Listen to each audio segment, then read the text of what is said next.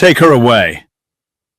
So Reginald Vain said it the way another man might call for the port, and the long table at Harkort Hall went so still that Eleanor heard the candles. 40 wax tapers, all lit for the harvest dinner, hissed and guttered in the draught from the opened doors, and that small sound was the loudest thing in the room. Her uncle did not look at her. He looked at his guests, at the rector and the magistrate, and the 3 matrons in their autumn silks, and he let his pointing finger hang in the air above the white cloth, as though she were a dish sent back to the kitchen.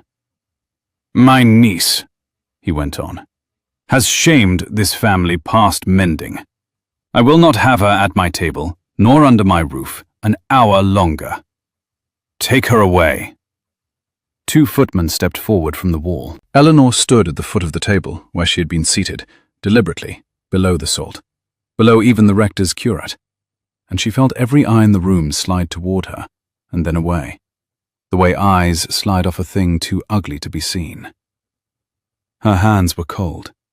She had worn her one good gown, the dove-grey poplin she had turned and pressed herself, because her uncle had told her this dinner mattered, that the great folk of 3 counties would be present, and she had been fool enough to believe she was being asked to it, and not arranged for it. She did not weep. She had learned, in 5 years, under Reginald Vain's charity, that tears were a coin he liked to be paid in, and she would not pay him. She lifted her chin, and reached for the back of her chair, meaning to walk out under her own power before any footman's hand could touch her sleeve. And she had got as far as 1 step, when a chair scraped at the head of the table. The Duke of Wexcom rose. He was the reason the candles had been lit, and the good plate brought up from the cellar. He was the guest whose acceptance had set the whole county trembling for a fortnight. Eleanor had seen him only once that evening, at a distance, a tall, broad-shouldered man in dark blue who filled the doorway when he came through it and made the lintel look ill-measured. He had said almost nothing through 3 courses. He had taken 1 glass of wine and watched the room the way a man watches a field before a storm. Now he stood, and the whole table turned to him as a garden turns to the sun, and her uncle's pointing finger wilted and came down. "Your Grace," Reginald said, and his voice climbed half a register. "Forgive the unpleasantness. A family matter. It is already mended." The Duke did not answer him. He came down the length of the room instead, unhurried, his boots loud on the boards where the carpet ended, past the magistrate and the matrons and the rector who half rose and did not know whether to bow. He came all the way to the foot of the table, to the place below the salt, and he stopped in front of Eleanor. She had time to see that his eyes were grey, a darker grey than her gown, and that there was something in them that was not pity, which was the only thing she had braced herself against. Pity she could have borne by going stiff under it. This was not that. This was a kind of recognition, as though he had been looking for her in the room all evening, and had only now found her, and the strangeness of it stopped her breath. He put out his hand. It was a large hand, brown from the sun, the hand of a man who rode and did not always wait for a groom. He held it out to her, palm up, in front of the rector and the magistrate and the 3 counties, and he said, in a voice pitched to carry to every corner of that silenced room, "Miss Vain, will you take my arm?" For 1 whole heartbeat Eleanor did not move, because the words made no sense. Men did not offer their arms to women being turned out of doors. Dukes did not cross rooms for the disgraced niece below the salt. She looked at the offered hand, and then at his face, hunting it for the trick, for the cruelty dressed up clever, because in her experience, kindness from a powerful man was only cruelty that had not yet shown its teeth. She found no teeth. She found him waiting, perfectly still, holding the whole room hostage, with nothing but an open hand. And some instinct older than her caution put her cold fingers into his warm ones. His hand closed over hers. It was not a gentle clasp. It was firm, deliberate, the grip of a man taking hold of something he did not mean to let go, and the warmth of it went up her arm like the first sip of brandy on a winter road. He drew her hand to the crook of his elbow and laid his other hand over it, holding it there, anchoring her against his side. And he turned them both to face her uncle down the length of the table. "So, Reginald," the Duke said, "I came tonight to take the measure of your house. I have taken it." Her uncle's face had gone the colour of tallow. "Your Grace, I beg you will not let a wayward girl's—" "You will not," the Duke said, quite softly, "speak of this lady again in my hearing as you have spoken of her tonight. Not the word away. Not the word shame. Not one word." He let that sit a moment in the appalled silence. "Miss Vain leaves Harkort this hour. That much you and I agree upon. But she leaves on my arm, as my guest. And any man at this table who wishes to dispute her honour may apply to me directly in the morning. I keep early hours." No one applied. The magistrate found something fascinating in his wine. The rector's curate had gone the colour of his own bands. One of the matrons made a sound like a kettle and was hushed by her neighbour. And Eleanor Vain, who had risen from her chair that evening expecting to walk out of the only roof she had into the October dark with nothing but a borrowed cloak, walked out instead on the arm of the most powerful man in 3 counties, her cold hand pinned warm beneath his, and she did not understand one moment of it. The night air struck her at the door. The harvest moon was up over the stubble fields, vast and copper, and the gravel of the sweep was pale under it. The Duke's carriage stood waiting, black and gleaming, with a crest on the door she could not read in the dark, and a pair of greys stamping in the traces. A footman sprang down. Somewhere behind them, inside, the dinner table erupted into the low, frantic buzz of people who have just watched something they will be repeating for 20 years. Eleanor stopped on the top step. She took her hand out from under his. It cost her something to do it. The warmth had been so sudden and so total. And she turned to face him. "I don't know you," she said. "No," he agreed. "Then I will not get into your carriage." She expected anger. Men of his rank were not accustomed to the word no, least of all from a girl in a turned gown who had nowhere on this earth to sleep. But the Duke only looked at her, and in the moonlight she saw the corner of his mouth move, not quite a smile. "You are wise to say so," he said. "A strange man, a dark road, a carriage you cannot see the inside of. Any sensible woman would refuse."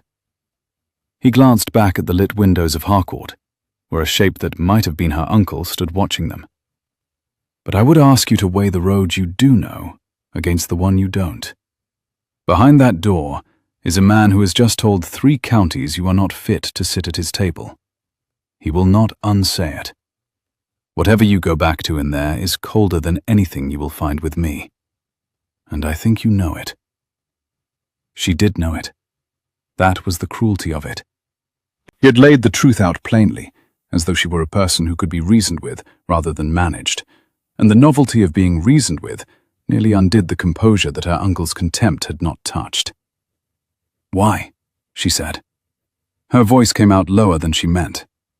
"You have never spoken to me in your life. Why would you cross that room?" The Duke was quiet for a moment. The greys stamped. The harvest moon climbed. Somewhere an owl went over the stubble. "Because I knew your father," he said. It was the last thing she had expected, and it landed in her like a stone dropped into a deep well. She felt it strike something far down that she had walled over years ago and tried not to sound. Her father. Captain Edmund Vain, 8 years in the churchyard at Harkort, lost to the sea fever the winter she was 17, before her uncle had ever sent for her, before Harkort, before the dove-grey gown and the place below the salt. No one spoke of her father here. Her uncle had taken his late brother's name and his late brother's house, and had buried the man himself so thoroughly that Eleanor sometimes feared she was the only soul left alive who remembered the sound of his laugh. "You knew my father," she repeated. The words did not feel safe in her mouth. "I did, and I owe him a debt I have spent 8 years not knowing how to pay."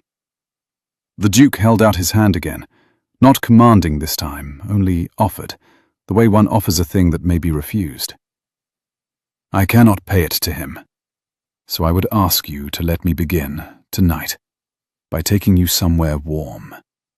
My grandmother keeps the dower house at Wexcom, 10 miles from here, and she is the most respectable and most disagreeable woman in England. You will be chaperoned past any breath of scandal, and scolded for your posture within the hour. Will you come? A grandmother, a dower house, a chaperone. He had answered, without being asked, every objection a woman in her position would think to raise, and the thoroughness of it told her he had thought about her safety, her name, her fear, before he had ever risen from his chair. No one had thought about Eleanor Vain in a very long time. She looked at his open hand in the copper moonlight. She thought of the cold corridor behind her and the man in the window watching. She thought of her father, who had folded his letters in thirds and pressed them with his thumbnail and signed them with a little leaping bird, and who had told her, the last winter of his life, hand hot with fever, that the world was not so dark as it looked from a sick room, that there were good men in it still, and that she must promise to let one of them help her some day and not be too proud. She had been too proud for 8 years. My father, she said carefully, signed everything with a kingfisher, a little bird leaping. It was on his ring. Something moved in the Duke's face. She was watching for it, and she saw it. A flicker, quickly mastered, that was almost like being struck. Fidem Servo, he said quietly. I keep faith. Yes, I know the bird. And Eleanor Vain, who had decided 8 years ago to need no one, put her hand a second time into the hand of a man she did not know, and let him hand her up into the dark carriage, because he had named the bird, and because for the first time since she was 17 she felt, absurdly, dangerously, that she was being kept faith with.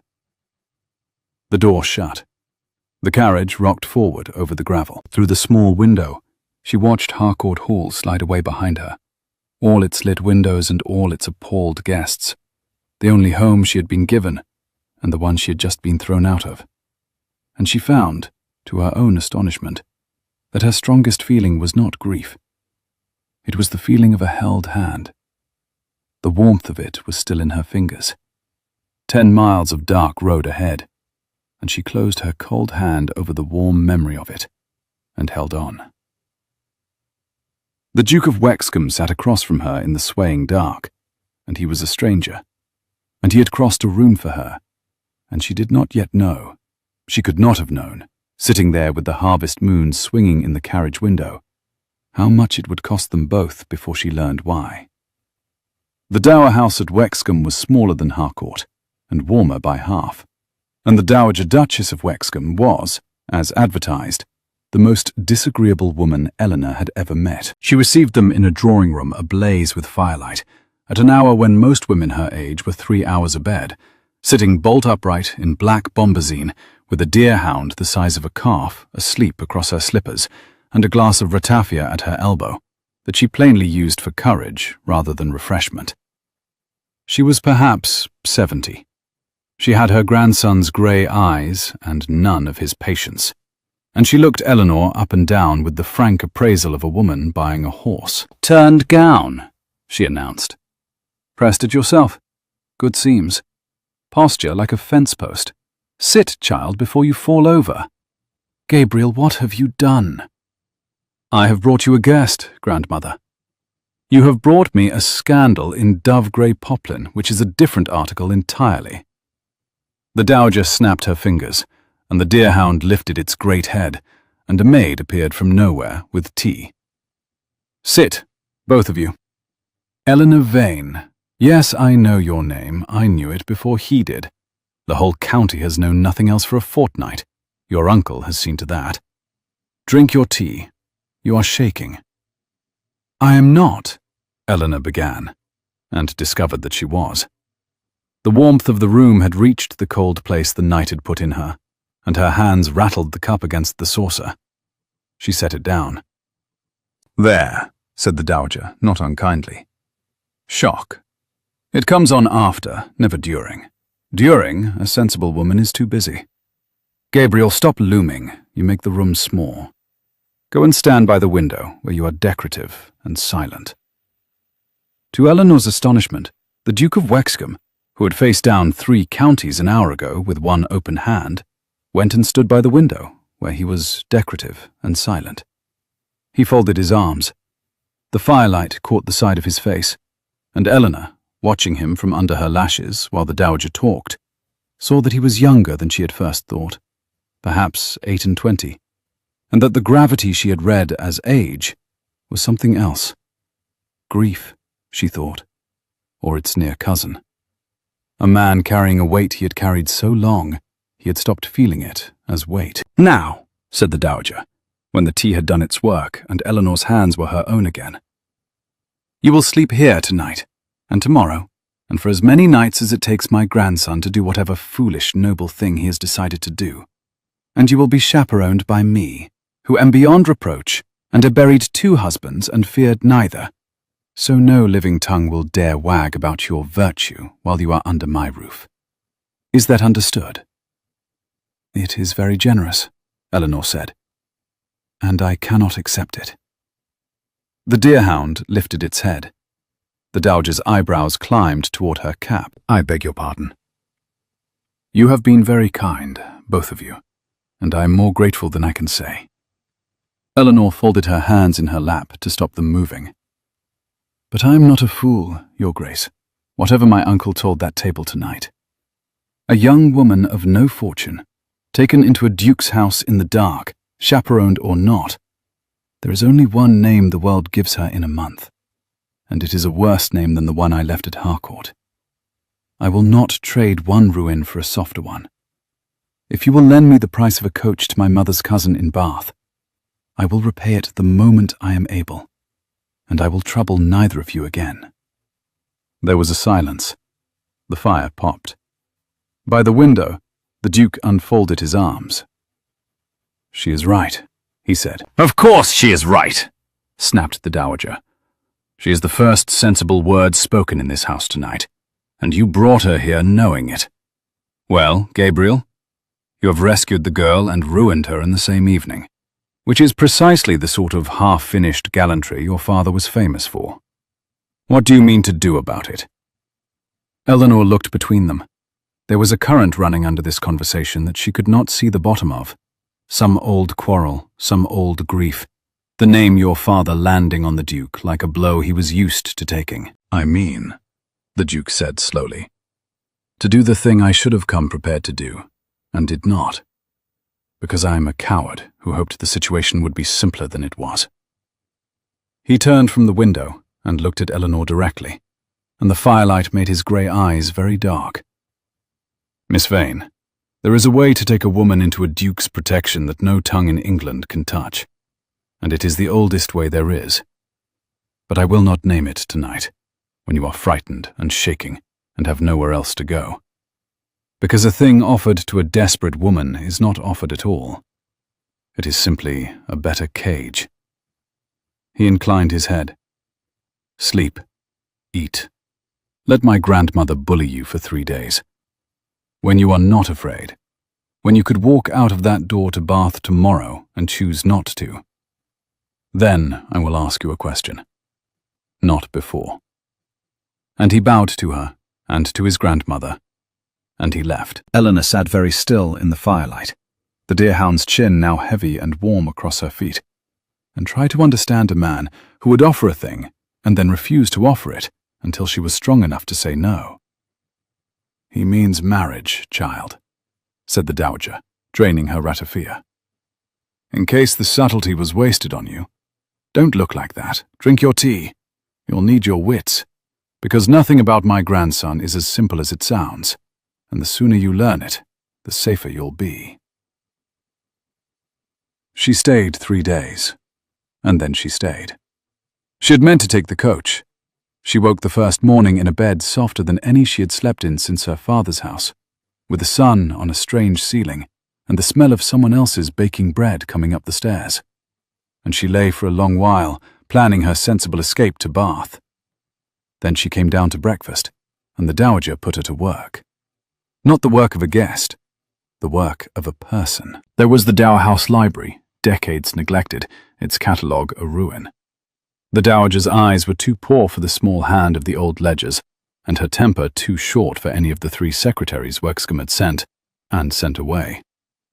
Eleanor, who had kept her uncle's accounts for 5 years for the privilege of her keep, and had a hand like copperplate and a head for figures that Reginald Vain had used without ever once thanking, found herself within an hour at a long table by a tall window, sorting a duke's grandmother's correspondence into 30 years of order, and discovered that she was, for the first time in 8 years, content. The duke came every day. He came on the pretext of seeing his grandmother, and he saw his grandmother for precisely as long as politeness required, and then he came and stood at the end of Eleanor's long table, and did not loom, having been broken of looming. And they talked. She had braced for courtship, and got conversation instead, which was far more dangerous, because courtship she knew how to refuse, and conversation crept up on her unguarded. He was not what a duke was supposed to be. That was the first contradiction, and she catalogued it the way her father had taught her to catalogue the stars, one fixed point at a time. A duke was supposed to be idle. This one rose before his grooms, and rode his own land, and came back with mud to the knee, and an argument with his steward unfinished. A duke was supposed to be ignorant of his tenants. This one knew which of the marsh cottages had a leaking roof, and which widow's pig had got into whose turnips, and the Christian name of every child on the home farm. A duke was supposed to talk of horses and the hunt. This one had read, it seemed, everything, and quarrelled with her happily across the long table, about whether Mr. Richardson's Clarissa was a tragedy or a tantrum, and lost the quarrel with a grace that told her he was not used to losing, and did not mind it from her. "You argue like your father," he said one grey afternoon, 3 weeks in, looking up from a volume he had pulled off her sorted shelf. "He had the same trick of agreeing with the part of you that was right, so that you never noticed he had demolished the rest." Eleanor's pen stopped. It was the first time he had spoken of her father since the carriage, and she found she had been waiting for it, the way you wait for a step in the dark. "You keep saying you knew him," she said, "but you have never said how. He was a sea captain, Your Grace. He did not move in your world. He came home between voyages to a small house in Devon, and mended his own nets out of habit, and frightened the vicar by knowing more Greek than he did. How does a duke come to know a man like that?" The duke was quiet. He turned the book over in his large hands. She had noticed that he did that, when a question came too close, handled some near object as though it could absorb the difficulty, and she watched him decide how much to say. "I will tell you," he said at last, "but not yet." "You are forever telling me not yet." "I know." The corner of his mouth moved. "It is the worst of my faults, and there is a long list. I tell you not yet because the telling of it is the one thing I have to give you that is wholly mine to give. And once I give it, I cannot take it back. And I find—" He stopped. He set the book down very carefully, square to the table's edge. "I find I am in no hurry to reach the end of this, of sitting in a quiet room while you put my grandmother's life in order and tell me I am wrong about Clarissa. I have not been in many quiet rooms, Miss Vain.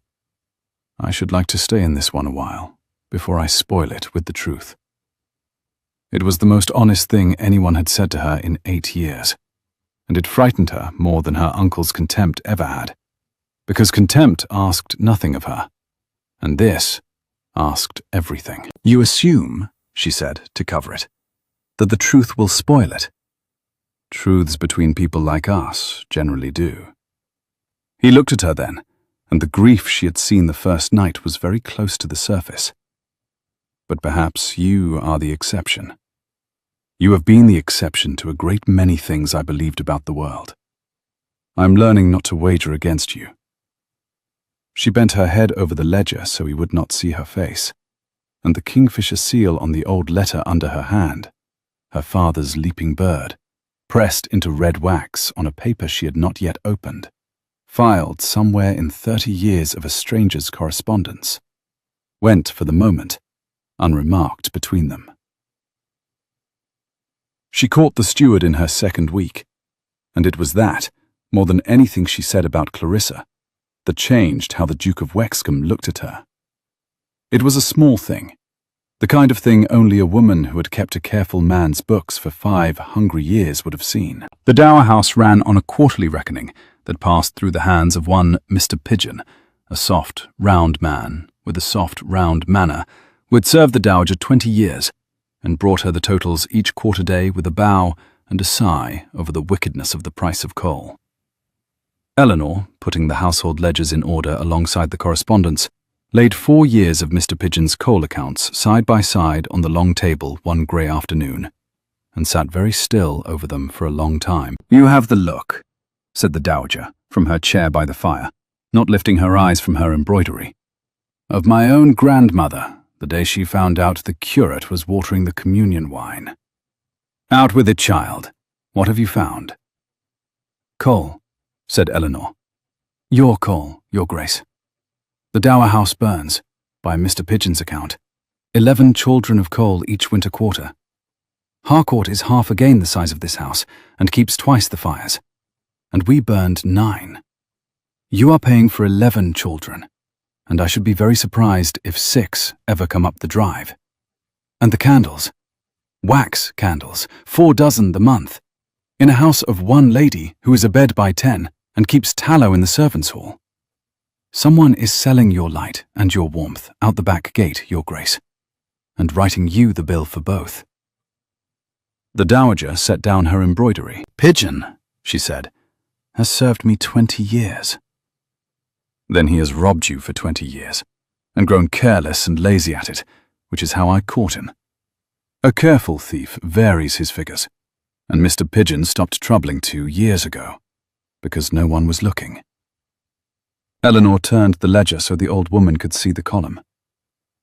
"I may be wrong.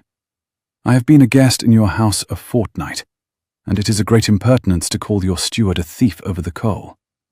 But you told me to put your accounts in order, and an account with a hole in it is not in order, and I find I cannot leave a hole alone. It is a failing of mine."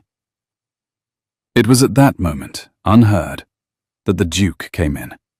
He had a way of arriving in the middle of things, and stood inside the door and took in the scene. His grandmother white about the mouth, his guest with ink on her thumb, pointing at a column of figures, the word thief still warm in the air. "Eleanor believes Pigeon has been robbing me," said the dowager with awful calm. "For 20 years," said Eleanor. "I will show you, your grace, if you will sit. It is in the coal, and the wax, and, I think, the malt, though the malt is cleverer, and I have not run it down yet." The Duke did not sit. He came and stood at her shoulder, and looked down at the 4 years of accounts laid out in her neat hand, with his uncatalogued ledger reduced to a confession. And Eleanor was very aware of him there, the warmth and bulk of him, the faint smell of horse and cold air, and she kept her finger on the column, and her eyes on the page, and explained, fact by fact, exactly how a soft, round man had carried his master's family for a fool. When she had done, there was a silence. "My father," the Duke said slowly, "lost the better part of his fortune and the better part of his reason to men who flattered him while they robbed him, and not one of his clever London lawyers ever caught a farthing of it back. And you have run down Pigeon's coal in a fortnight, sideways, while you were meant to be filing my grandmother's letters." He looked at her, and there was the beginning of the river morning smile, though she did not yet know to call it that. "Miss Vain, I begin to think your uncle is the stupidest man in England. He had the keeping of the sharpest pair of eyes in 3 counties, and he put them below the salt and called them a disgrace." "He had no holes he wished found," said Eleanor quietly, and saw, by the flicker in the Duke's face, that the sentence had landed somewhere it had not been aimed. They put Mr. Pigeon to the question together the next morning. The Duke grave and silent at the window where he was decorative and dangerous. Eleanor at the table with the figures. The Dowager presiding from her chair like a hanging judge in bombazine. And the soft, round man stammered, and confessed to the coal and the wax, and, when pressed on the malt, to the malt as well, and was turned off without a character before noon. And the Dowager, who had said almost nothing throughout, caught Eleanor's wrist as she gathered the papers afterward, and held it a moment in her dry old hand. "You did that," the old woman said, "for a house that is not yours, and a family that owes you nothing, and an old woman who called you a scandal in dove-grey poplin the night you came. Why?" "Because you told me to put your accounts in order," said Eleanor, "and I find I cannot leave a hole alone. I told you, it is a failing." "It is not a failing." The Dowager released her. "It is the only virtue worth the name, and your father had it, and it is why my grandson has not slept properly in 8 years for a debt he could not pay. Go and find him. He is in the stables, brooding, which he does when he feels too much and has no one to tell it to. Tell him he is wrong about something. It is the only thing that cheers him." She found the letter on a wet Thursday at the bottom of the year's first true rain. She had been 3 weeks at the Dower House, and the library was nearly done. Only the personal correspondence of the late Duke remained, 2 deep drawers of it that the Dowager had told her to burn unread, and that Eleanor, being constitutionally incapable of burning a written word unread, had been quietly cataloguing instead. It was among these, between a wine merchant's dunning note and a sermon a bishop had never been thanked for, that her own father's hand stopped her heart. She knew it before she knew it. The paper was folded in thirds and pressed flat with the thumbnail, rather than smoothed with a bone, the way only one man she had ever known folded a letter. And the red wax bore the small, leaping bird, the kingfisher. Fidem Servo. I keep faith. The direction was to the Duke of Wexcom. The hand was Captain Edmund Vain's, a little shaken at the downstrokes, the hand of the man writing in the last winter of his life, with the fever already in him. It had never been burned. It had never, she saw, been answered. The seal was broken, it had been read, but it had been kept 8 years in a dead man's drawer among the dunning notes, and the keeping of it told its own story before she read a word. She should have set it aside. It was not hers. It was addressed to him. Every rule of conduct she had ever been taught said, "Put it down." She did not put it down.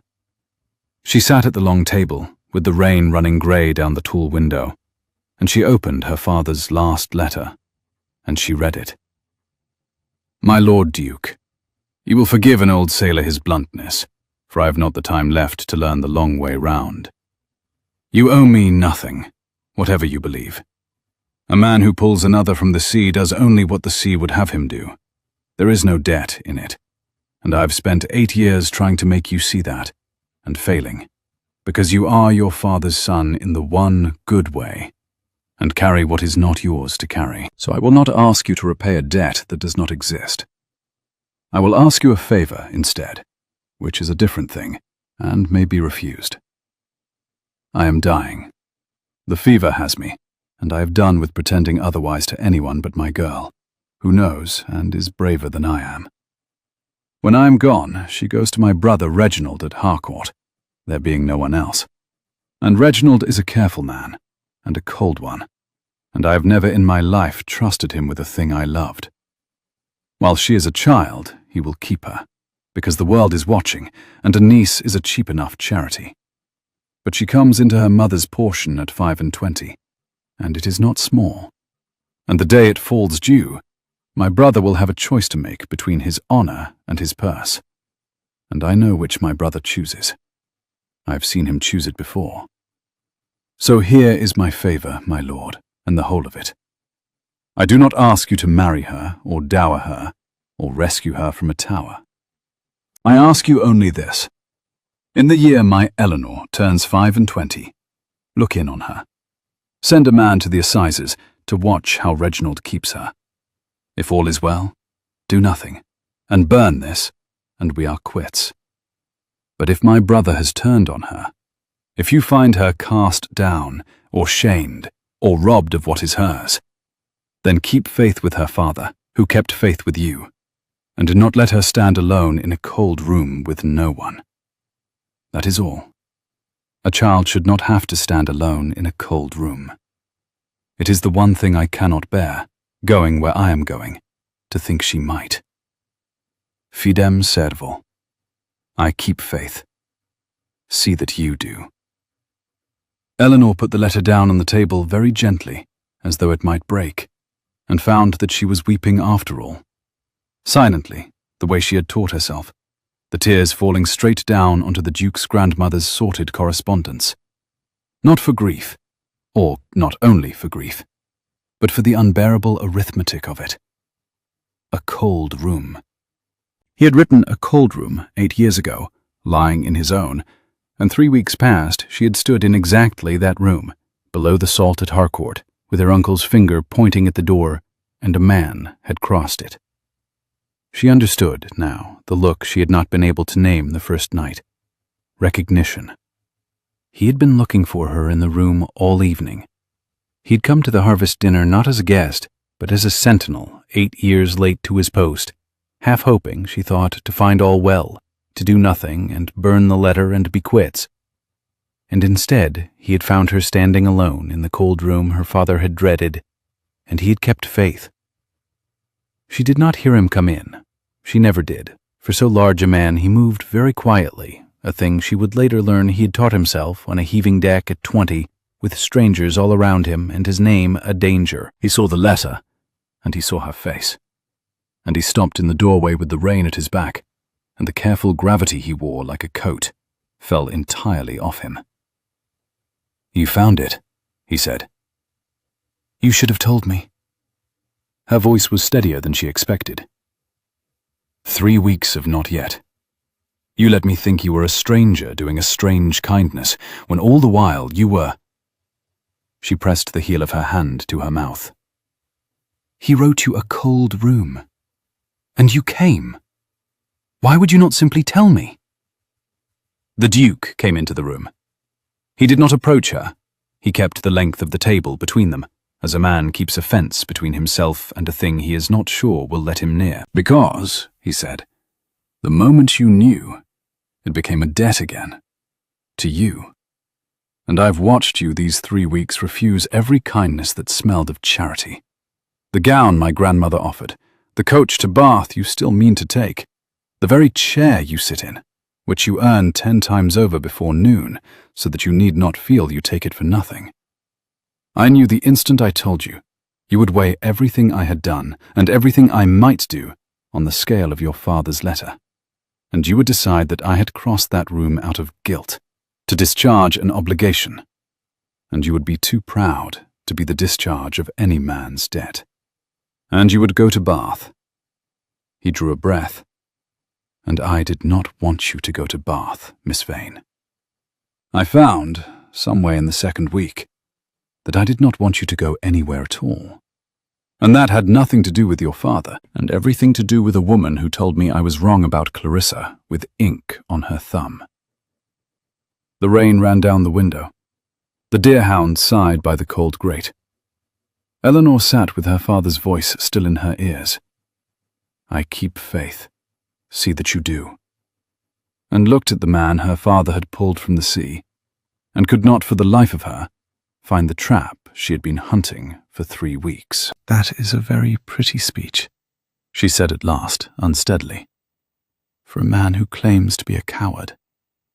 "I am a coward about precisely one thing." He came around the table then, slowly, giving her every chance to stop him. And when she did not, he took the letter up from where it lay and folded it again along its old creases, in thirds, the way her father had, and pressed the fold with his thumbnail. "I will tell you the rest of it now, all of it, the sea and my father, and how I came to owe a Devon sea captain my life and my name both. You have earned the whole of it, but not in this room, with you weeping over the page. Come and walk with me. The rain is easing. I have wanted to show you the kingfisher reach on the river for a fortnight, and I have a thing to tell you that wants the open air." She went. The rain had thinned to a bright, wet mist by the time they reached the alder walk, and the Duke told her, at last, the whole of it, in the plain, unhurried voice of a man laying down a weight he had carried so long he had to think how to set it down. "I was 20, he said, and I was running away. You should understand what my father had become by then. He had gambled and been flattered and signed papers he did not read, and by the spring of that year, Wexcom was a hollow thing. The land mortgaged twice over, the name a joke in every club in London, my mother selling her own jewels quietly to pay the kitchen, my younger brother 9 years old and not yet told. And I was 20 and a coward, and instead of staying to mend it, I decided the only honourable thing was to disappear, to take ship under a false name to the Indies, make a fortune or be lost, and spare them the spectacle of an heir to a ruin. I told myself it was nobility. It was funk. I crept aboard a Bristol merchantman as one Mr. Gabriel Thorne, with £40 and a change of linen, and I did not leave so much as a letter." He paused, watching the slow brown water. "We were 3 days out when the weather came on. I will not frighten you with the particulars. You are a sailor's daughter and have likely heard worse at your father's own table. It is enough to say the ship struck in the dark and went down by the bow within the hour, and I was in the cold sea before I rightly understood I was off the deck, with a spar under one arm, and the lights of the ship going under one by one, and the certainty, quite calm, quite total, that I had run away to die under a false name, and no living soul would ever know what had become of the Duke of Wexcom's eldest son." "And my father found you," Eleanor said softly. "Your father found me." He smiled, but his eyes were wet, and he did not trouble to hide it from her.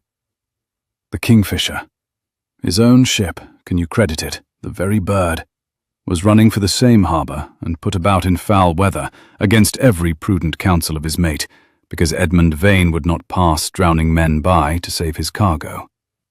They pulled 9 of us out of that sea.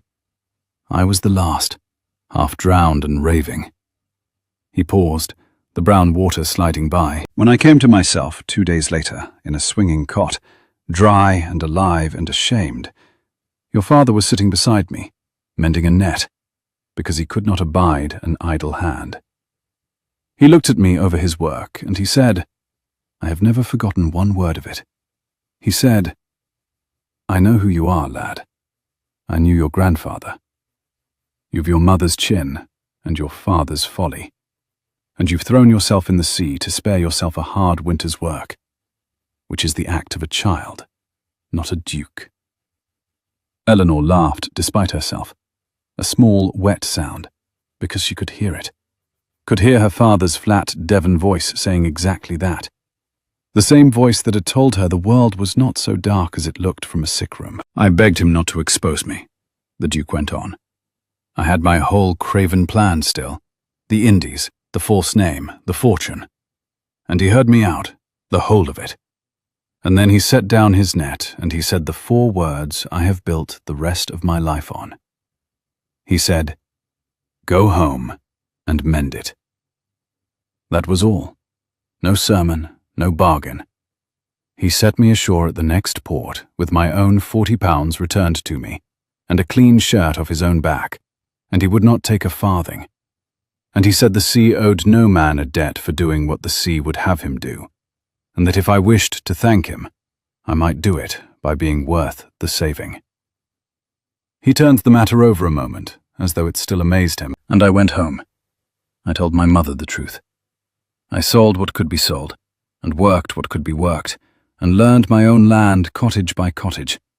And in 8 years I made Wexcom whole again, and the whole of it, every reach of that river, and every name on that home farm, exists because a Devon sea captain turned his ship around in a gale for 9 strangers, and then told the drowning coward to go home and mend it.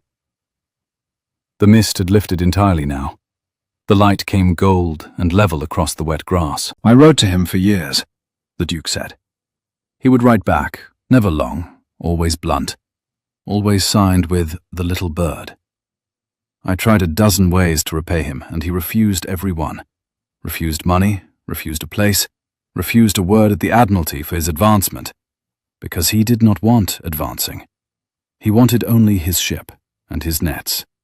And, I came to understand from the letters, a daughter in Devon. He loved past all reason, and worried over like a man worrying a sore tooth. And then one winter the letters stopped, and the last of them, when it came, was not to thank me or to scold me, but to ask me the one favor he ever asked in his life. He looked at her then, the gold light full on his face. "You have read it. You know the favor. A child should not have to stand alone in a cold room. He spent his last strength, Eleanor, not on fear of what was coming, but on the fear that you might one day stand exactly where I found you standing. And I had his letter 8 years, and I told myself there was time, and I very nearly let his one favor go unkept. I will carry that to my grave, that I almost did not come." Eleanor walked a little way in silence, the kingfisher reach murmuring beside them, her father suddenly so present on that bank that she half expected to see him mending a net at the water's edge. "He pulled you out of the sea," she said at last. "And you have spent 8 years thinking you owed him your life. But that is not the debt, is it? The debt is the 4 words. Anyone might fish a drowning man from the water. Only a particular sort of man tells him to go home and mend what is his, and means it, and makes him believe it." She stopped and looked up at the Duke of Wexcom, and something in her had begun, dangerously, to unfreeze. "He told me the same thing, you know. Different words.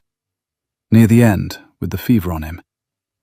He said the world was not so dark as it looked, and that there were good men still, and that I must promise to let one of them help me some day, and not be too proud." She gave a small, unsteady laugh. "I have been very proud, Your Grace, for 8 years. I am only now beginning to suspect he sent you to make a liar of me." "Then let us both be worth the saving," said the Duke, very low, and did not reach for her hand, though she saw that he wanted to, and the not reaching was somehow worse and better than the reaching would have been. It was not the river that found them first. It was the world. They had 3 more weeks of grace, 3 weeks in which Eleanor learned the whole of it, the wreck and the false name, and the boy of 20 Edmund Vain had fed and set ashore, and turned back toward his ruined house with 4 blunt words.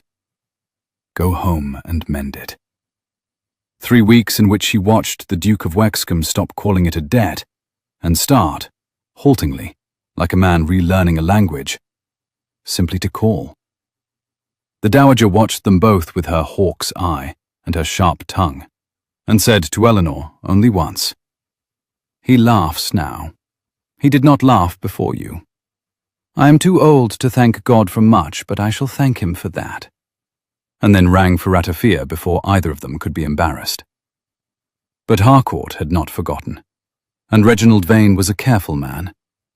The first sign was the newspaper, a London weekly that traded in initials and innuendo, carried, in its 3rd week of November, a paragraph about a certain noble D of W-shire, who had been observed to take a singular interest in the disgraced niece of a respectable baronet, and asked, archly, whether the lady's reputation or the gentleman's judgment had suffered the greater wreck.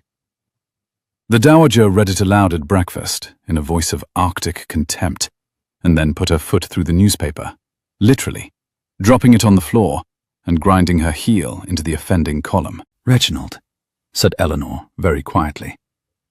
"It is Reginald. He planted it. He plants everything. That is how the scandal began at Harkort. A whisper here, a paragraph there, until the whisper was a fact, and no one could say who had spoken it first." She set down her cup.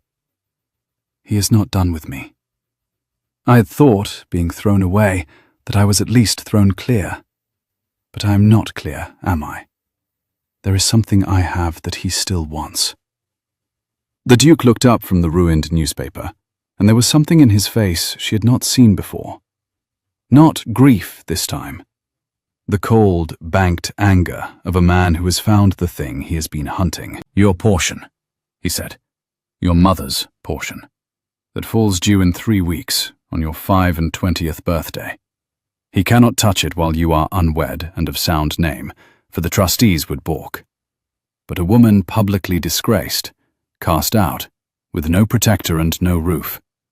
Such a woman, the trustees might be persuaded, is plainly unfit to manage a fortune, and had far better leave it in the careful hands of her devoted uncle, who took her in out of Christian charity, and was so cruelly repaid." He stood.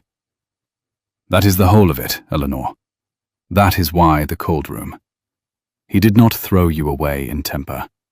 He threw you away on a schedule. He needed you ruined and friendless before your birthday, so that no court in England would hand the money to a fallen woman over her respectable guardian." The fire cracked. The deerhound's ears went flat at the change in the room. "Then he has made one mistake," Eleanor said, and she was surprised to hear how steady her own voice had become, how much 3 weeks of being kept faith with had given her back. "I am no longer friendless, and I am no longer without a roof." "No," said the Duke of Wexcom softly. "You are not." Reginald Vain came to the dower house himself 3 days later, and made the mistake of his life. He came in his second-best carriage, with his oldest expression of pained Christian duty, and he was shown into the firelit drawing-room before anyone thought to refuse him, because a baronet calling on his own niece at a duke's grandmother's house was not, on its face, a thing a footman could turn away. Eleanor was at her table by the window when he entered. She rose, and felt the old cold settle over her at the sight of him, the 5 years of below the salt folding back over her like a familiar shroud, and was furious with herself for it. "Eleanor," said her uncle, with infinite gentleness, as though to a runaway he had forgiven in advance. "My dear child, I have come to take you home." "This is not your house, Sir Reginald," said the dowager, from her chair, without rising. "And she is not your child, and you may say what you came to say standing, for I shall not be offering you the malt." Reginald turned his pained smile upon the old woman. "Your Grace, I honour your charity, but you cannot know what you have taken in. My niece is a wayward and an ungrateful girl, and her presence here, however innocently meant, does your grandson's name an injury that I, as her guardian, cannot in conscience permit to."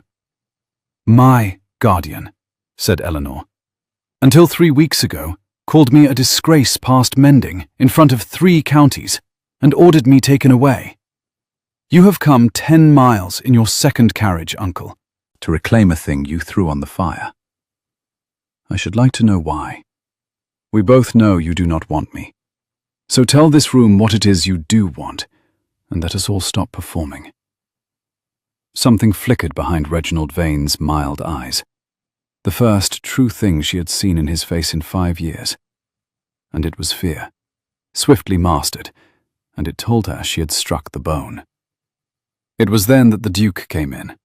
He had been in the yard. He came in with the cold on him and the riding crop still in his hand, and he took one look at Reginald Vain standing in his grandmother's drawing-room with his hat in his hands and his Christian sorrow on his face, and the temperature of the room dropped 10 degrees. "Sir Reginald," he said, "you are on my land, in my grandmother's house, troubling my guest.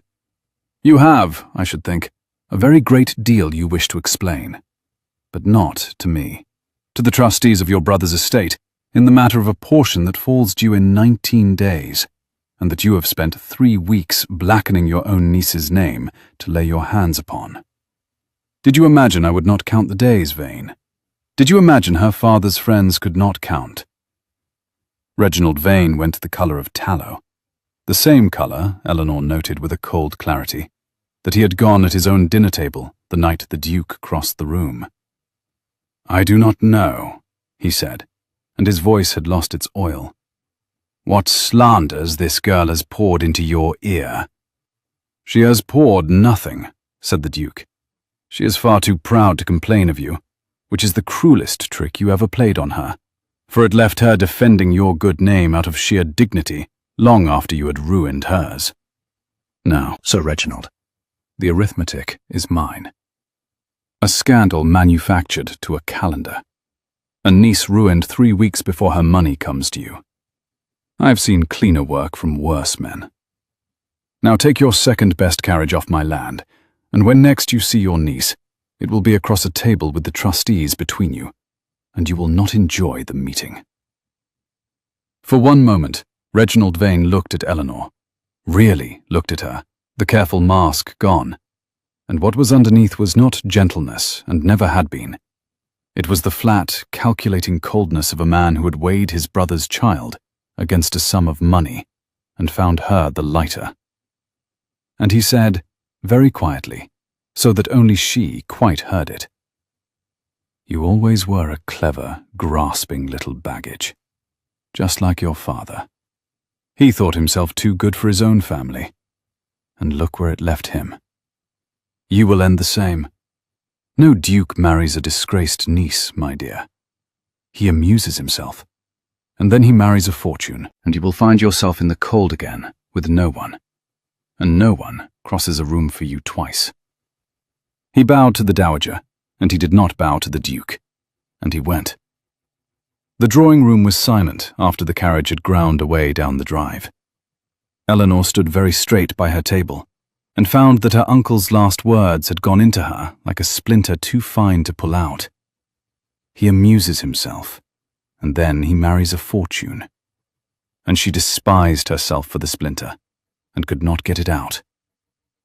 "Do not," said the Dowager, watching her with her hawk's eye, "let that cold serpent's last hiss take root in you, child. He saw what holds you to my grandson, and he reached for it, because it is the only weapon a coward keeps. The doubt you already carry. Pull it out and throw it on the fire." "I shall try," said Eleanor. She did not throw it on the fire. She carried it, small and cold, all the rest of that week, and it was waiting, patient as a planted seed, when she found the settlement papers on the library table. The Duke's first instinct was rank, and Eleanor refused it. He would, he said, that very afternoon, ride to Harkort and put it to Reginald Vain directly, Duke to Baronet, that the slanders would cease and the portion be paid clean, or the consequences would be such as a country baronet could not survive. He was halfway to the stables, in fact, before she caught his sleeve in the cold yard and made him stand still and hear her. "And he will bow and apologize and pay nothing," she said. "And the moment your back is turned, he will tell the trustees that the disgraced niece has now got herself a ducal protector by methods that hardly bear description, which only proves the original charge. Don't you see? Your rank is the very weapon he wants you to swing. Every time a powerful man rescues me, my uncle gets to ask the world what I did to earn the rescue. You cannot win me my name by force. It must be won with proof, or it is not won at all." He stood in the cold yard with his breath smoking, and looked at her, and slowly the anger went out of his shoulders, and something like respect came into its place. "Then tell me where the proof is," he said, "and I will get it however you say." So she told him. She had kept Reginald Vain's books for 5 years. She knew the shape of his frauds, the way a housekeeper knows the smell of damp behind a wall. To take her portion, he would need her father's will, and the will alone would not serve him. Captain Edmund Vain had left his daughter's mother's money clean to his daughter, with the family solicitor in Plymouth as trustee, and not one word giving Reginald any discretion over it whatsoever. Eleanor had seen the true will read aloud in a Devon parlour when she was 17. She remembered every line. "So he has forged a codicil," she said. "He must have. A later page, in my father's hand or near enough, naming himself trustee in the Plymouth man's place, with power to withhold the money should I prove, what was the newspaper's phrase? Of doubtful character. He will present it to the trustees before my birthday. It will be very well done. Reginald does nothing by halves. But it cannot be perfect, Your Grace, because there is one thing in all the world he could not forge. She drew the chain up from inside her collar. On it hung a ring, a man's signet, too big for any finger of hers, worn bright at the band, and on its face, cut deep and a little worn, a small bird in the act of leaping, and beneath it, in letters she had traced with her thumb 10,000 times, Fidem Servo. My father's signet went into the churchyard with everything else, she said. Also my uncle believes. He does not know my father gave it me the last week of his life, off his own hand, and told me to keep it close and tell no one, because a man's seal is his word, and his word should belong to his child and not his brother. Reginald has spent 8 years sealing my father's name with a copy, a cast, a forger's bird. But the true bird has been around my neck the whole while. Any codicil he produces will bear a seal that does not match this one. Set them side by side before the trustees, and his forgery proves itself. The Duke looked at the little leaping bird in her palm, warm from the skin of her throat, and then at her face. And Eleanor watched him understand that the woman in the turned grey gown he had carried out of a cold room had been carrying, all this while, the one weapon that could win the war. Plymouth, he said. The true will is lodged with the solicitor in Plymouth. 3 days' ride, less on your horses. She closed her hand over the ring. Bring the true will north before my birthday. I will face the trustees myself, with the will in one hand and the true seal in the other. And I will let my uncle hang himself on his own clever forgery, in front of the only men whose opinion he cannot plant or pay. That is how it is done, not with a duke's fist, with a dead sailor's ring and his daughter's good memory. God help Reginald Vain, said the Duke of Wexcom, with the first wide and unguarded smile she had ever seen on him. For he has thrown away the most dangerous woman in England, and I have picked her up. They had one perfect morning before it broke. The will was sent for. A fast man went south on a fast horse, and there was nothing to do but wait out the long week his errand to Plymouth and back would take. And on the morning he rode out, the rain lifted clean off the country and gave them a still, grey-gold morning with frost burning off the stubble. The Duke came at dawn, before the household stirred, and stood under Eleanor's window like a boy, and would not say where they were going, and walked her down through the wet park to the river to see, at last, the Kingfisher reach. It was a quiet stretch, where the water ran slow and deep under a leaning alder, and they stood very still on the bank in the cold gold light, and waited, and did not speak. And at length the bird came, a sudden line of blue, electric, impossible.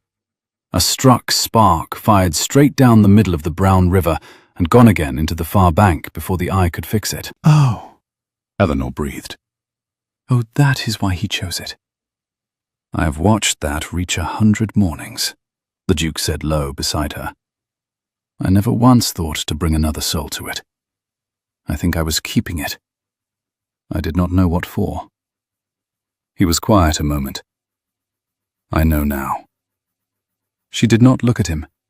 If she had looked at him, she would have lost the morning to the size of what was coming, and she wanted the morning. So she watched the place where the bird had been, and said lightly, to keep them both safe a little longer, "When the lilacs come, you must show me the rest of it, whatever else you have been keeping. The whole estate, reach by reach, until I know it as well as you do." It was a small sentence. It was also a future, spoken plainly, when the lilacs come, as though the spring were a thing they would have together, and she heard it leave her mouth, and did not call it back. Beside her the Duke went very still. "When the lilacs come," he said, and his voice was not quite steady. "I will show you every reach of it, and every cottage, and the names of every child, until there is nothing left of mine that is not also yours." He turned to her, there on the cold bank in the burning frost, and took her hand.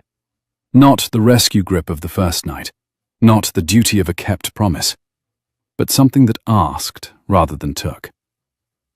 Eleanor, I had meant to wait until your name was clean, to ask you nothing while the trustees and your uncle still hung over us, so that you could never wonder afterward whether you had said yes to a rescue. But I am too greedy this morning to be honorable. When this is finished, when the bird is yours and the money is yours and your father's faith is kept, will you— Don't, she said. She did not mean it as it sounded. She meant only, stop. The morning is too perfect. Let me have it one moment longer before the world. But her own heart had turned coward at the very edge of being happy. 8 years of being a charity and a problem and a thing arranged had taught her that the floor falls away precisely when you trust it.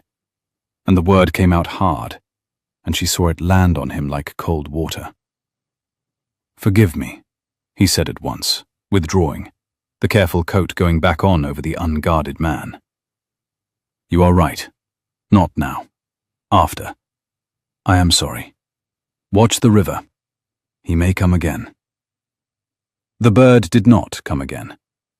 They walked back through the burning frost, not quite touching, and Eleanor, who had been one word away from the only future she had ever wanted, held the word she should have said behind her teeth, and could not, for pride and old fear, get it out, and told herself there would be time. After, when the lilacs came. There was not time. That was the lesson the cold room had tried to teach her, and she had not yet learned it. The settlement papers came that evening, and they undid her. She had not been meant to see them.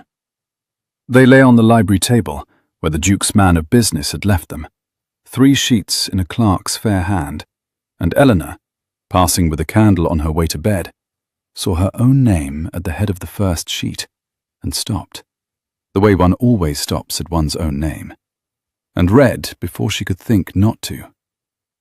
It was a marriage settlement. It was generous past anything she could have imagined. A jointure, pin money, the dower house for her own should she be widowed. Every line of it arranged to make her safe past any man's power to throw her away again. And at the foot, in the Duke's own hand, a note to his lawyer that she read 3 times standing in the dark with the candle shaking. Because the candle was shaking. Because her hand was. Draw it so the marriage stands regardless of the trustees' verdict. Whatever they decide of her portion, she is to be provided for wholly out of Wexcom. I will not have it said I married her for her money or to settle Vain's account. The debt to her father is mine. It is to be discharged in full by this. See that the deed reflects it. Discharged in full. The debt to her father. By this. Eleanor set the candle down very carefully on the table so that she would not drop it, and stood in the cold library with the truth she had hunted for 3 weeks finally in her 2 hands, and found it was the truth she had dreaded after all. He had crossed the room for a dead man's promise. He had taken her hand below the salt to keep faith with Edmund Vain, and the marriage was the keeping of it, the discharge, in full, of a debt, set down in a lawyer's deed so that the world and his own conscience would know the books were square. The morning by the river had been kind. He was a kind man. Kind men dress their duties in tenderness because it costs them nothing and eases the doing. But she knew now what she was. She was an account. She had been an account at Harkort, kept below the salt at her uncle's careful charity, and she was an account at Wexcom still, kept warm now and dressed soft. But an account. A thing owed. A thing to be discharged in full and ticked off and set down. A child should not have to stand alone in a cold room, her father had written. He had not written, and a woman should not have to spend her life as the settling of a debt. He had not thought of that, dying. He had thought only to keep her safe, and he had. Gabriel would keep her safe to the end of her days, out of pure faith with a dead man, and she would grow old in the dower house, as the kept promise of a sea captain she could barely remember. Beloved the way a duty is beloved, and never once for herself, with ink on her thumb, telling him he was wrong about Clarissa. She did not weep. She had taught herself not to, and the old lesson held even now. She went up to her room, and she took the kingfisher ring from around her neck and held it in her closed fist until the edges of the little leaping bird bit into her palm, and she made the only choice her pride had left her. She would not be discharged in full. She would not be any man's settled account, however gently kept. She would face the trustees herself, win her own name with her own father's seal, take her own portion into her own 2 hands. And then she would go, clear and clean, and owing nothing, and owed nothing. To Bath, to anywhere. To a life that was hers, and not the back page of another's ledger. She wrote no note. There was nothing she could have written that the deed on the library table had not already said better. Before first light, with the household abed and her father's ring coiled around her neck again, and her one bag packed as small as it had come, Eleanor Vain walked out of the dower house at Wexcom alone, into the dark, on her own 2 feet, exactly as she had meant to walk out of Harkort before a duke had crossed a room and taught her, briefly and ruinously, what it felt like not to be alone. The trustees met in the assembly room of the county town on the morning of Eleanor's 25th birthday, and she walked in alone. She had been days at the coaching inn, counting down to the hearing on the last of her own small coins, and on the morning itself she had dressed with care in the dove-grey poplin, turned, pressed, the same gown she had worn below the salt, because she wanted the men in that room to see exactly what her uncle had thrown away, and call it disgraced to her face if they dared. She had slept not at all. She had her father's true will sent for, and feared it would not come. She had only the ring, warm at her throat, and her own clear memory, and the cold certainty that she would do this herself, or not at all. Reginald Vain was already there. He sat at the long table among the 3 trustees and the family solicitor, with the ease of a man who has arranged the room. And when Eleanor came in, unannounced and uninvited, his face did a small, remarkable thing. Surprise, swiftly buried under sorrow, the practiced, public grief of a guardian whose ward has shamed herself past help. "Gentlemen," he said gently, "you see how it is. She comes to plead, poor creature, with no notion even of how she appears. Eleanor, my dear, this is no place for you. There is a chair in the passage." "There is a chair here," said Eleanor, and sat down in it, at the foot of the table, below the salt, in the place he always gave her, and folded her hands, and looked at the 3 trustees one by one. "Gentlemen, my uncle has come to tell you I am unfit to hold my mother's portion. I have come to tell you why he says it. Will you hear me? You may put me back in the passage afterward if I have wasted your morning.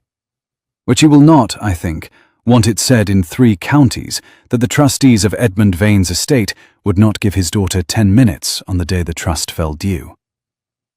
The eldest trustee, a dry old man named Coombe, who had known her father, looked at her a long moment, and then at Reginald, and then said, "10 minutes, Miss Vain. Sit, Sir Reginald. The girl may speak." Reginald sat, and Eleanor, with no duke at her shoulder and no rank in her hand, took the room. She did not rage. She laid it out the way her father had taught her to read a chart, fact by fact. The cold scandal that had begun as a whisper and hardened into a paragraph, the careful timing of it 3 weeks before her birthday, the convenient codicil her uncle was about to produce, the convenient phrase of doubtful character that would put the money in his careful hands. She watched the 3 trustees' faces change as the schedule of it became plain, and then she said, "My uncle holds a paper he says is my father's will, with a later page giving him discretion over my portion. Let him show it. I ask only one thing of you first." She drew the chain up from her collar, over her head, and laid the signet ring on the white cloth in the center of the table, where the little leaping bird caught the window light. My father sealed every true word of his life with this. It went, my uncle believes, into the churchyard. It did not. It came to me from his own hand the last week of his life. Whatever seal is on my uncle's paper, gentlemen, compare it to this. A man's word is his seal. Let us see whose word is on that page. The room went very quiet. Old Coombe reached out and took up the ring, and turned it to the light, and his dry face went carefully blank, and he said, "Sir Reginald, your paper, if you please." Reginald Vain did not move. "Surely," he said, and his voice had thinned. "We need not indulge a hysterical. Your paper, Sir Reginald." And there was nothing for it. The trustees were looking now, all three, and the family solicitor with them, and a baronet who refused to produce the very document on which his whole claim rested was a baronet already hanged. With a hand that had begun, very slightly, to shake, Reginald Vain drew out the codicil and laid it on the table, and Coombe set the ring beside its red seal and bent his old head over the two birds. It took him perhaps 4 seconds. "This bird," said Coombe, in the flat voice of a man reading a verdict, "leaps to the left. The ring's bird leaps to the right. And the motto on the paper reads, Fidem Servo, which is no Latin at all, where the ring reads, Fidem Servo, which is the captain's own. Gentlemen, this seal was never made by this ring. This codicil is a forgery." He set it down as though it had soiled his fingers. "Sir Reginald Vain, you will explain to this table how your late brother came to seal his will with a ring that lies in his coffin, and a Latin he never owned. Or you will explain it to the magistrate, who keeps chambers, I believe, across the square." It was at that moment, with the forged bird leaping the wrong way on the white cloth, and Reginald Vain's careful face coming apart at last, that the doors of the assembly room opened, and the Duke of Wexcom came in, with the true will of Edmund Vain in his hand, and a hard knight's road on his coat. He had ridden through the dark. She could see it on him. The mud, the grey exhaustion, the wildness barely held. His own man had come up from Plymouth with the will at dusk, an hour after they found her room empty, and the Duke had not waited for dawn or for a fresh horse. He had taken the will from the messenger's hand and ridden through the night to put it before the trustees himself. His eyes went round the room and found her at the foot of the table, alone, with her father's ring on the cloth and the forgery already broken open before him. And she watched him understand that she had not needed rescuing after all, that she had walked in alone and won it alone, that he had ridden through the dark to arrive, at last, exactly 1 minute too late to save her, because she had saved herself. And the Duke of Wexcom, in front of the 3 trustees and the solicitor and the unmaking baronet, began to laugh. The wide, unguarded laugh of the river morning, helpless with relief, and something very like awe. "Of course," he said. "Of course you did it without me." He came to the table and laid the true will down beside the false one, the genuine kingfisher leaping right beside the forger's leaping wrong, and he did not look at the trustees. He looked at her. "I have ridden all night to hand you a sword you did not need. You will let me, I hope, do one useful thing while I am here." He turned to Reginald Vain. There was no rank in his voice and no fist. There was only a quiet that was worse than either. "Sir Reginald, you pointed at a door and called your brother's child a disgrace to keep 3 weeks of forgery from coming to light. The trustees will deal with the forgery. The magistrate will deal with the rest. I will deal, personally and at length, with every paragraph you have ever planted in every paper, until the only name blackened in 3 counties is your own. You wanted an account settled. It is settled. Now get out, before I forget that I promised this lady the law would do my work for me." Reginald Vain got out. He went grey and silent past the foot of the table, past the niece he had kept below the salt for 5 years, and he did not look at her, and she found, watching him go, that she felt nothing for him at all. Not triumph, not hatred, only the clean weightlessness of a debt that someone else's lie had finally cancelled. Then the room was clearing, the trustees murmuring over the 2 wills, and the Duke crossed to her at the foot of the table, and the careful coat was entirely gone. And what stood in front of her was only a tired man who had ridden all night for nothing and could not stop smiling about it. "You ran," he said quietly. "I read your deed." She made herself meet his eyes. "Discharged in full. The debt to her father, discharged by this. I will not be discharged, Gabriel. I had rather be poor and free than be the squared account of the kindest man in England. I am sorry I ran. I am not sorry for the reason." Something crossed his face. Not hurt. Understanding. The swift and total understanding she had come to love, and could not let herself love. He reached into his coat. He took out a folded paper, in thirds, pressed with a thumbnail, the kingfisher hole upon it, and she knew it. Her father's last letter, the favour, the cold room. "See that you do." "This," he said, "is the only debt there ever was. It is the thing I have hidden behind for 3 weeks, even from myself. The honourable reason, the duty I could point to, so that I should never have to stand in front of you with nothing but the truth and risk you saying no." He held it out to her across the white cloth, over the broken forgery and the true will and the leaping ring. "It is yours, Eleanor. Your father's last words, to you as much as to me. Burn it, keep it, throw it in my face. But it is finished as a debt this morning, because I am finished hiding behind it." He drew a breath, and the great, tired man's voice was not steady at all. "I did not cross that room for your father. I told myself I did, for 3 weeks, because it was safer. I crossed it because I had read his letter 8 years ago, and built a picture of a child standing alone in a cold room, and I could not bear it. And then I walked into Harkort, and the child was a woman, in a turned grey gown, who lifted her chin at her own ruin, and would not weep to please the man destroying her. And I was lost before I reached the foot of the table." He took 1 step nearer, the letter still held out between them like a thing surrendered. "There is no debt in it. There is no faith being kept. There is only a man who wants, for the first and last time in his life and entirely for himself, to spend every morning he has left bringing you to one more reach of his river. Marry me for that, or do not marry me at all. But do not ever again call yourself an account. You are the only thing I have ever chosen that no one asked me to." The assembly room was empty around them now.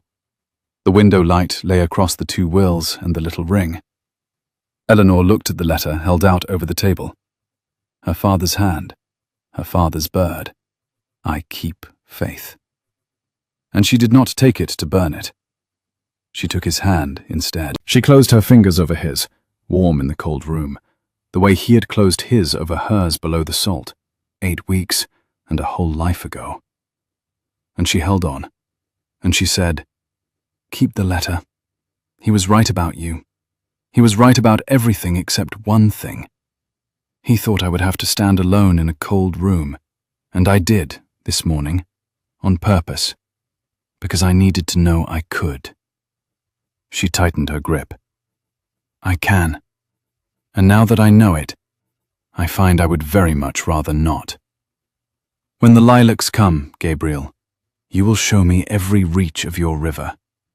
And I will not say don't. I will say yes. I am saying it now, so that you never have to wonder again." The Duke of Wexcom lifted her hand to his mouth, there in the empty room where she had won her own name, and he did not let it go. He never did. The lilacs came in May. They came in great, heavy plumes against the south wall of Wexcom, white and mauve, and so thick with scent that the bees reeled among them by noon. And Eleanor, the Duchess of Wexcom now, these 2 months, married quietly in the home farm chapel, with the Dowager weeping furiously into her bombazine and swearing it was the damp, walked out through them on her husband's arm to see the kingfisher reach in spring. The dove-grey poplin was long since given to a housemaid who admired it. She wore willow-green silk, the colour of the new river light, because her husband liked to see her in colours after a lifetime of turned grey, and because she could. The portion was hers, clean and whole, lodged where her father had meant it, and she had used the first of it not on herself, but on a small, fast schooner, refitted for the Orphans' Charity in Plymouth, and named, over the Dowager's objection that it was sentimental, the Fidem.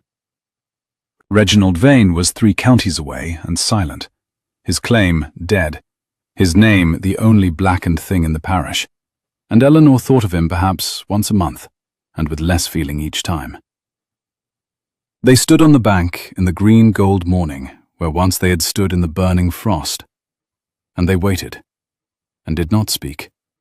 And at length the bird came, that struck blue spark, electric, impossible, fired down the middle of the bright river and gone, and Eleanor laughed aloud with the pure delight of it, and felt her husband's hand tighten over hers. "There," he said, "every reach of it, as I promised." "You have shown me 1 reach," she said. "There are 100. You will be showing me reaches for 40 years. "I am counting on it."